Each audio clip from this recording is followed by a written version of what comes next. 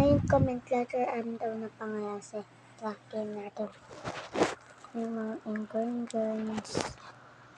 Yan.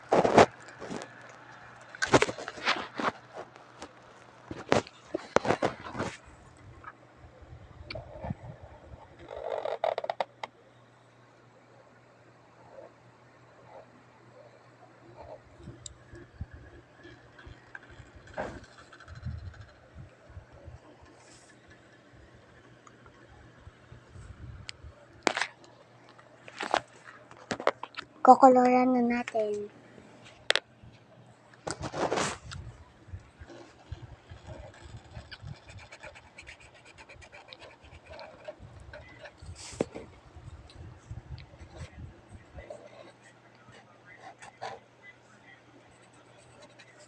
Yun lang. Bye!